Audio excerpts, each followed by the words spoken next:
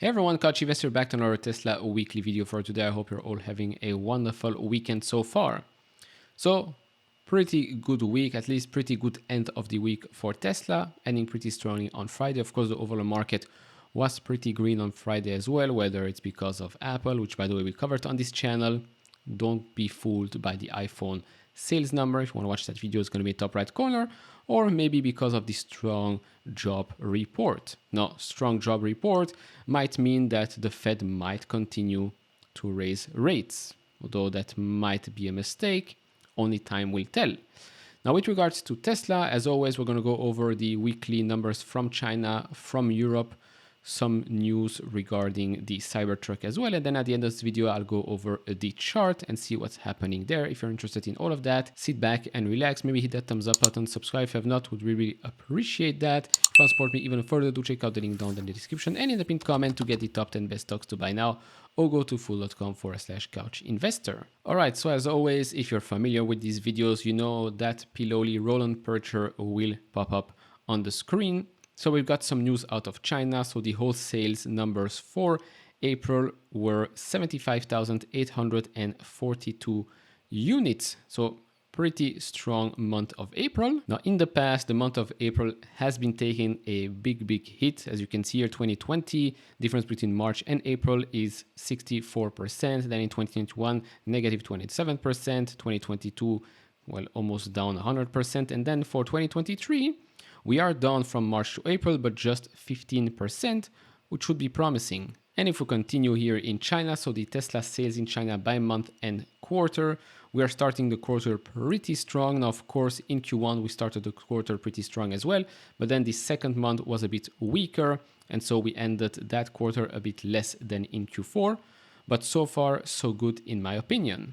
And of course, if we're looking here at the bigger picture, the uptrend continues and we will be beating past records if we continue like this. Now switching over to Europe, and the story here continues. So of course, we're still missing, or at least he still hasn't updated for a couple of countries here. But for the countries that he did update, for France, Norway, Italy, Denmark, Sweden, Netherlands, Austria, Portugal, and some others, all of them have had a tremendous start in April. And so it's not just China that is doing well, Europe is starting to flex its muscle as well. Now with regards to Europe, of course, we have to look at the, what I like to call a sort of leading indicator, which is Norway, as always, early adopters there. And so as you can see here, the numbers, the first data that we got here, pretty good. This was a great week, well, another great week. It was the strongest of the quarter and a multiple of the last ones. And here you maybe have it visually a bit better. Roland says here, so far we're on track for the best second month of the quarter, the best month of the year,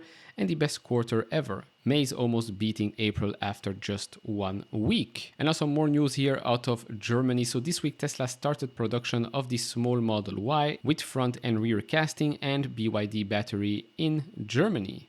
Now, when visiting the Gigafactory in Berlin, a Tesla Club member found that one of the Gigapresses intended for front elements of the Model Y was already in operation.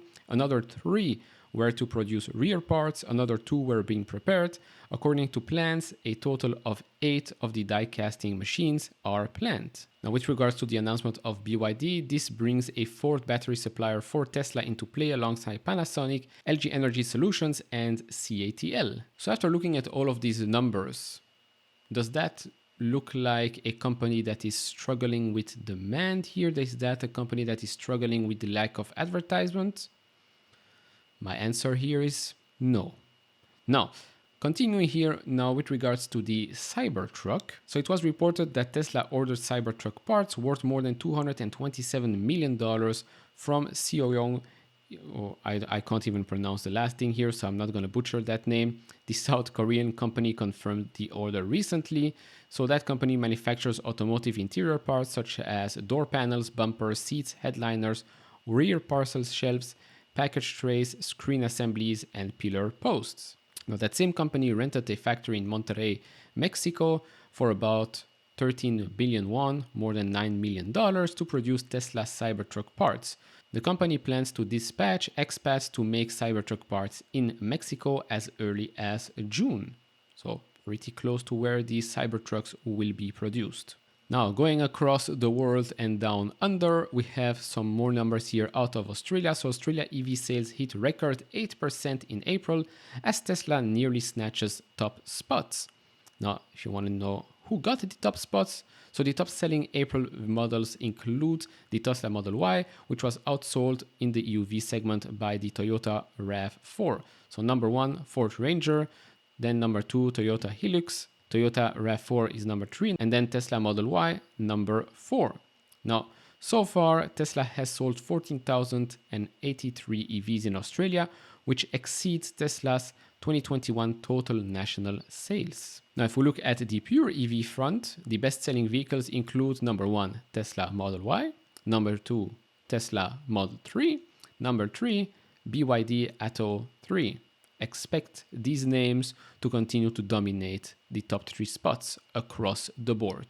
And by dominate, I mean they're basically 10 times more than the rest. Then some good news and actually impressive news. So Tesla is currently opening an average of 1 new supercharger site globally every 13 hours. And even with that impressive chart, there's still a long way to go because plenty of places, plenty of people, I've seen in the comments, I've seen some videos around as well, plenty of people have no superchargers near them.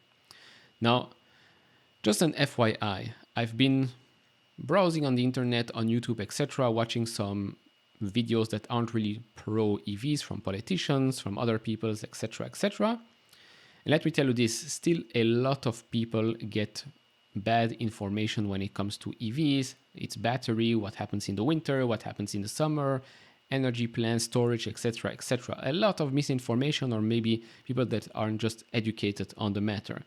Now, this is not just Tesla needing to advertise. No, this is every other EV maker on the planet has the same issue. Because people hear one thing like, oh, in the winter, you won't have any energy, you won't have any power, so your car won't drive anymore. Well, that's why you have energy storage units, and that's why Tesla is working on all of it. And they've been testing Teslas in winter, in extreme temperatures. Your Tesla will be all right. But this is a problem across the board for the overall auto industry. And now, clown post of the week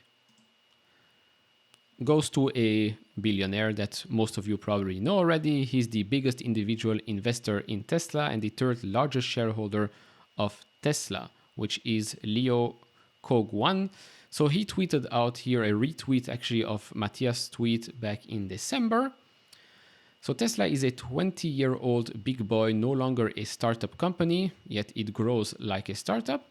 Tesla's share price should be $500 per share by today. To be honest, I don't see where the reasoning behind this is. Having Tesla at $500 right now would mean it will be extremely overvalued.